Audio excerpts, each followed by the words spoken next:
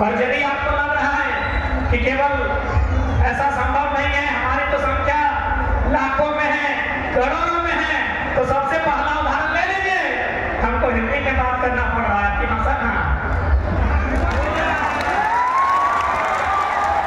यदि आपको लग रहा है कि नहीं बाबू तुम्हारी उम्र बहुत कम है, तुम हमें डरा रहे हो, हमें क्या हो सकता है, कैसे हम लोग रिफ्यूजी बन जाएंगे, ये गांव हमारा पूरा टाटा जमशेदपुर में ज्यादा गांव हमारे धनबाद बोकारो उड़ीसा में हमारे लोग हैं, तो हम शरणार्थी कैसे बनेंगे, हम तो लाखों करोड़ों की संख्या में हैं। तो सबसे पहला उदाहरण एक कुर्मी को बेटा को कुर्बानी में नहीं हिंदी में बात रखना पड़ रहा है तो समझाने के लिए।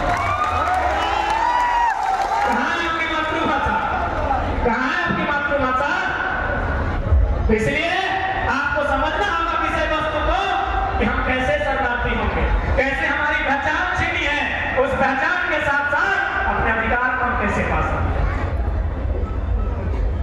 हमारी बात तो पूरा पूरी आप लोग नहीं समझ रहे हैं, आप लोग राही बोलते हैं, लोग कुर्बानी बोलते हैं, लेकिन क्यों?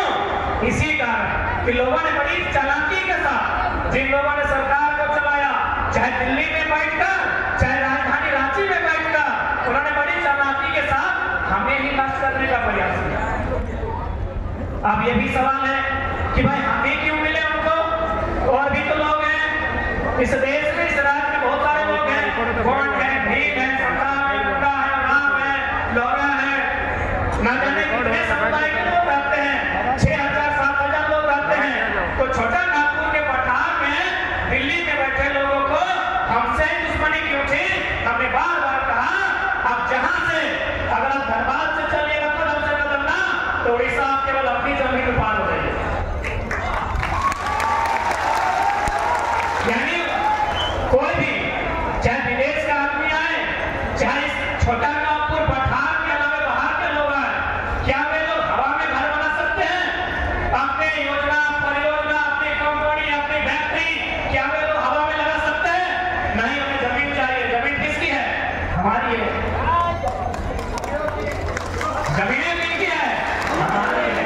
इसीलिए सबसे पहले केंद्र सरकार ने, जो उस समय और आज भी पूरी पत्तों की सरकारें हैं, उन्होंने कहा कि हमें सुविधा कैसे हो, यदि हम जमशेदपुर सरायकेला में कोई फैक्ट्री लगाएंगे, धनबाद बोकारो रांची में अगर जमीन का अधिग्रहण करेंगे तो सुविधा कैसे होगी, किनके पास जमीन है?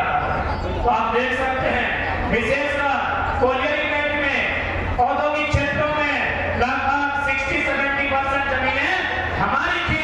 इसलिए 1950 में बिना किसी नोटिफिकेशन के हमें जो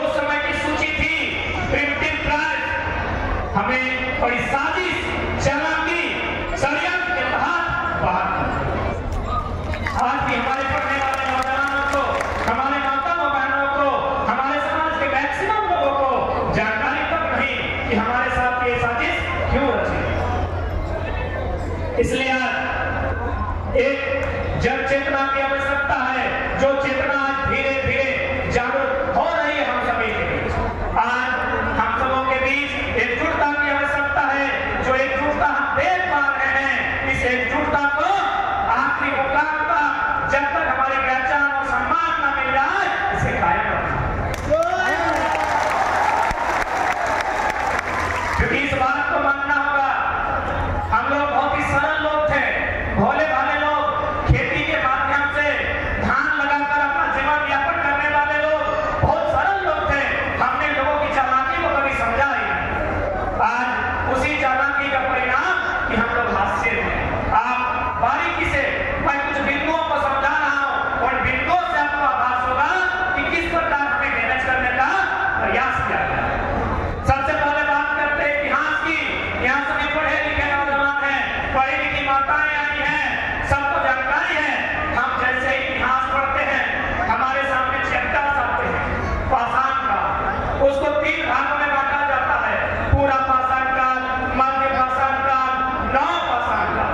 जैसे ही पाषाण काल खत्म होता है, ताम्र पाषाण में आते हैं, कांस्य युग में आते हैं, मोहनजोदड़ो हड़प्पा में आते हैं, वैदिक काल, उत्तर वैदिक काल में आते हैं, महाजनपद काल होते हुए, गुप्त वंश होते हुए, हम लोग मुगल को पार करते हुए अंग्रेजों के काल तक आते हैं ना।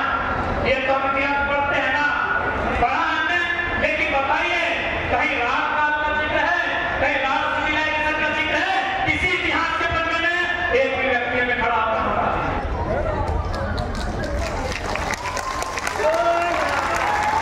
तो यदि राज सिविलाइजेशन का कहीं जिक्र नहीं है, तो क्या हमारे दादा परदादा जो हमको बताते थे हमें राम लोग लगे, क्या ये गलत है? इसका मतलब हमारे पुरखे बताते थे, जो अनपढ़ थे, जिनको स्कूल कॉलेज से मतलब नहीं, वे लोग हमको बताते थे कि हमारी राम लोग लगे। तो भाई राज सिविलाइजेशन होना चाहिए, राज सभ्यता होना चाहिए, राम काल होना चाहिए। जैसे पाषाण काल है, नव पाषाण काल है, मध्य पाषाण काल है, बुद्ध काल है, जैन काल है, मुगल काल है, महाजनपद काल है।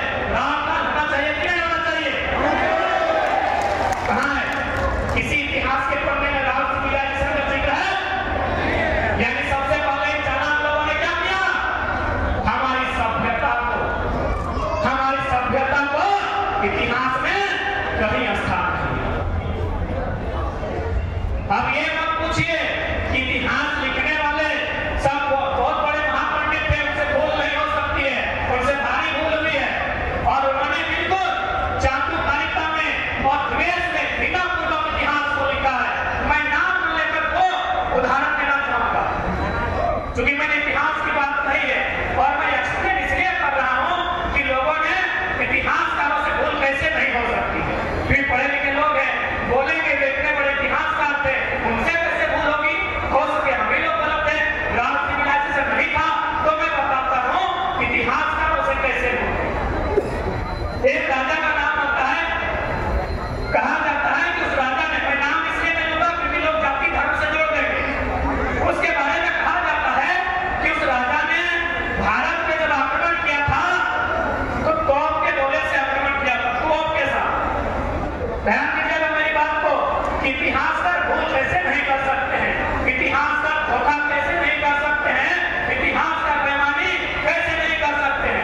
उन्होंने क्या बताया कि 1500 के पीरियड में भारत में एक राजा आया विदेशी, उसने गोला के साथ जो तोप होता है उसके साथ भारत में आक्रमण किया। फिर वही इतिहासकार बताता है 30 साल बाद उसका नाती है तलवार से उतरा। क्या समझे पढ़े लिखे लोग? दुनिया में पहले लालटेन आया है या एलईडी? पहले लालटेन आया है, सिंपल सा बात है। पहले तलवार आया होगा, फिर तोप आया होगा। इतिहास क्या क्या कह रहा है? दादाजी को तोप से लड़ा रहा है और नाती को तलवार से लड़ा रहा है। मैं नाम नहीं लूंगा क्योंकि इसमें धर्म और जाति की बात आ जाएगी। 1500 का पीरियड है, आप चेक कर लें।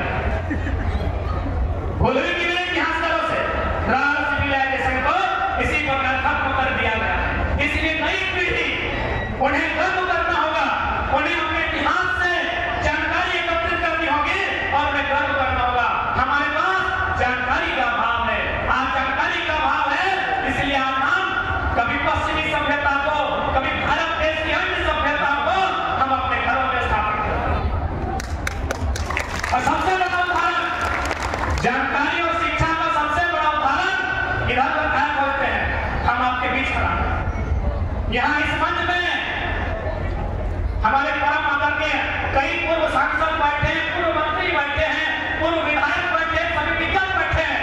हम मानते हैं उनसे आयु में आता है, लेकिन अपने शिक्षा के दम पर सच्चे हैं।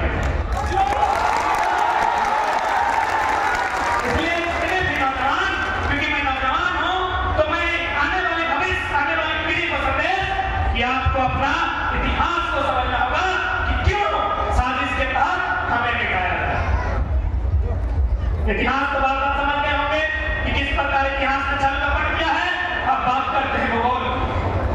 इतिहास के बाद एक चैप्टर भूगोल क्या होता है ना, ज्योग्राफी। भूगोल यानी जमीन का टुकड़ा। बात करते हैं छोटा नाम को झारखंड की बात करते हैं।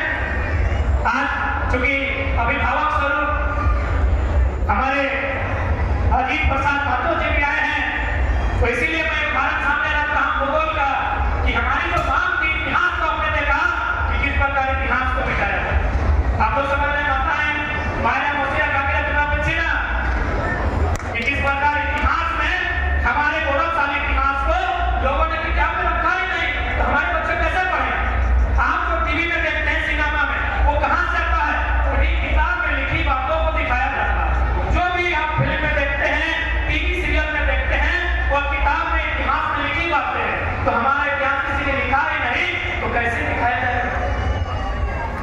हमारे इतिहास हमारे लोगों के बीच है, जिनका बाल बका है, जो लोग 80, 85, 100 साल पार कर चुके हैं, उनके पास हमारा इतिहास है। हमारे इतिहास को मुझे अब बात करते हैं भूगोल की, ज्योग्राफी। जब झारखंड बिहार झारखंड निर्माण की बात चल रही थी, क्या हमें बिहार झारखंड मिला है? क्या हमने यही झारखंड मांगा था? क्या यही झारखंड मांगा था? एक आदिवासी राज्य के रूप में हमने तो ग्रेटर झारखंड मांगा था। उस झारखंड में पश्चिम बंगाल के मेदिनीपुर, पुरुलिया, झारग्राम इत्यादि जिला शामिल था। उड़ीसा का मयूरभंज, क्योंझार, सुंदरगढ़ और एक जिला है वो भी शामिल था। यानी आपको पूरा जिला भी नहीं मिला है। क्यों नहीं मिला है? तब पूरा अगर राज्य मिलता, जहां तक आपकी मांग थी, यानी यदि हम बंगाल का हिस्सा मान रहे थे, हम यदि उड़ीसा का हिस्सा मान रहे थे, इसका मतलब वे लोग हमारे थे। इसका मतलब वे लोग हमारे थे। वे लोग यदि हमारे थे और यदि हमारे इसी राज्य में वे लोग आ जाते हैं, तो हमारी शक्ति दुगनी रहती कि नहीं रहती? उन्हें आगे परिचय थोड़ी देना पड़ता कि हम उड़ीसा से आए हैं, हम पश्चिम बंगाल से आए हैं, हम झारखंड से आए हैं। एक ही परिचय होता, हम ग्रेटर झारखंड से। आपके भूगोल को डैमेज किया गया, इतिहास को डैमेज किया गया, भूगोल को डैमेज किया गया। पॉलिटिक्स की तो बात ही मत कीजिए, वो आप लोग समझते हैं। इकोनॉमी की बात कीजिए। ये जितने भी बड़ी बड़ी ऊंची ऊंची बिल्डिंग्स टाटा जमशेदपुर में आप देख पा रहे हैं, चले जाइए 50 साल 60 साल 70 साल पीछे, ये जमीनें कितनी है? टाटा की है। अरे टाटा खुद इंडिया में नहीं है, इंडिया। टाटा खुद भारत का नहीं है, उसकी जमीन कैसे होगी? टाटा खुद भारतीय है और जमीन हमारी है। टाटा जो आज कहता है भारत की अर्थव्यवस्था में हमारा योगदान है, उनसे कहिए आपकी अर्थव्यवस्था में हमारा योगदान है।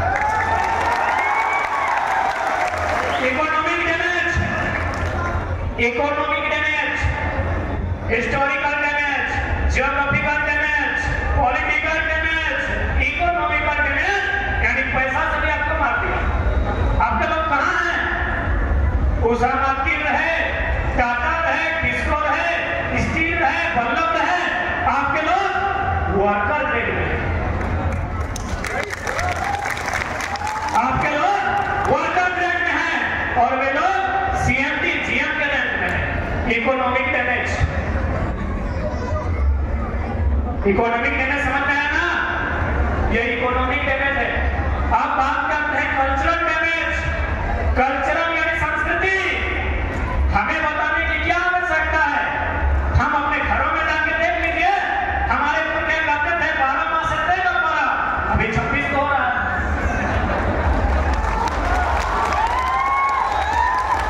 कल्चरल डैमेज, कल्चर यानी संस्कृति, संस्कृति यानी खान पान रहन सहन, और यही कल्चर आपका महत्वपूर्ण होगा। आप जो लड़ाई लड़ रहे हैं अपने आप को सूचीबद्ध करने की,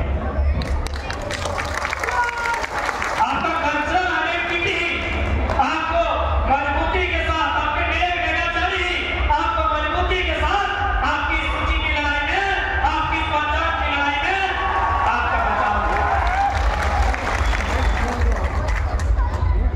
सांस्कृतिक डैमेज हुआ है ना, मानसी लोग अच्छा से समझेंगे। हमारे बुढ़े कहते थे ना 12 माह से 13 टप्पा, कहते थे ना कि हमारा पर्व वही है जिसमें मुड़ी चूड़ी और चूड़ी चलता हो।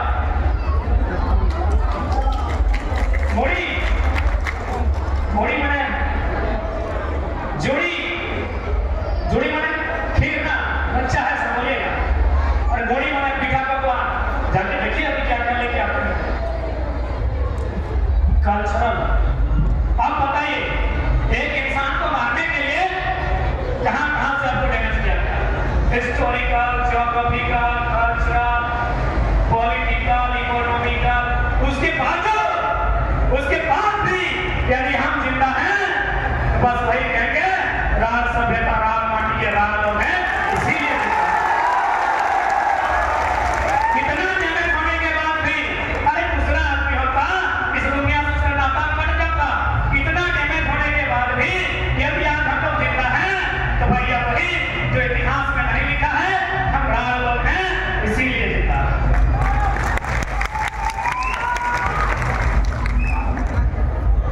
यदि आपको यह भी पता लगता है कि नहीं बाबू आपके पास माइक है, आप कुछ भी बोल देते हैं, तो कहते हैं वो बढ़िया था, क्योंकि आप लोग आधुनिक मॉडर्न लाइफ में जी रहे हैं, तो आप लोग बाहुबली का फिल्म भी लेके आओगे मोटा मोटी।